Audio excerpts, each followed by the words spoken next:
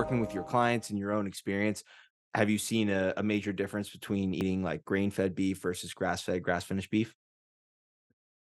Yeah, I mean, the answer to that is no, there's not much difference I see on the clinical side. Now, I mean, if you want to talk about consider why you might want to preference one or the other, obviously cost is a consideration for many people. Many people, it's like, man, that's what I can afford. And I'm always like, yeah, that's still better than the frosted flakes and the Twinkies and other crap. So eat what you can afford. The outcome studies, and there's not many that have been done, don't really show much of a difference in humans so far. There's some people doing some work showing, there are some nutritional differences for sure between something that might be pastured or, grazed and regenerative, if you want to call it that, versus say something that's raised in a feedlot.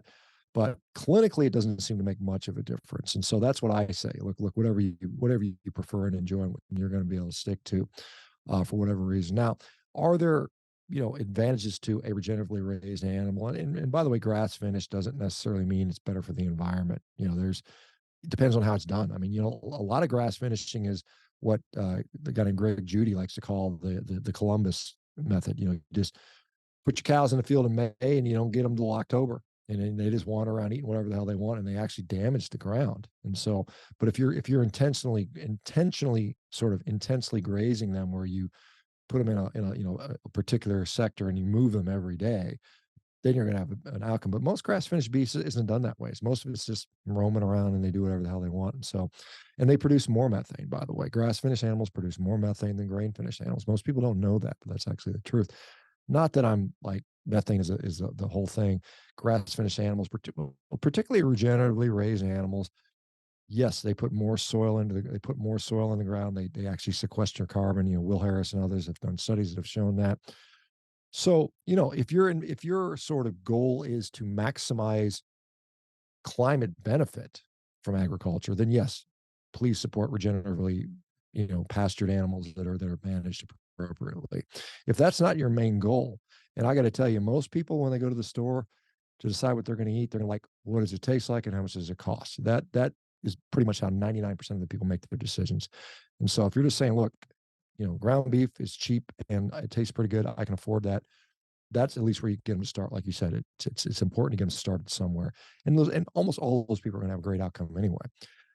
But like I said, in the long term, if we're going to, quote unquote, save the planet, I'm not sure the planet needs saving, I mean, but if we were to decide that was going to be our priority, then yes, supporting, maybe even legislatively supporting, subsidizing that style of farming instead of just subsidizing all the corn and soybean crops that we do now, would have an impact.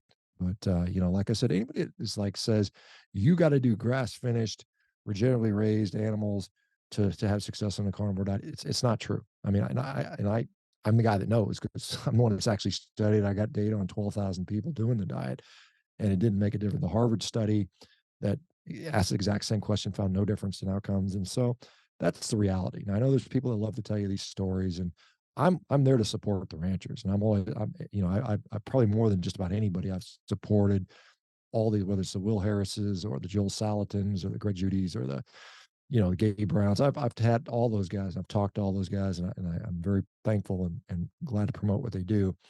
But the people will tell you that the only way you can do carnivore is to only eat this type of meat is it's just dead wrong. It's not the truth. And I think by doing that, well, it's like the people that were like saying, well, you got to eat a bunch of organs.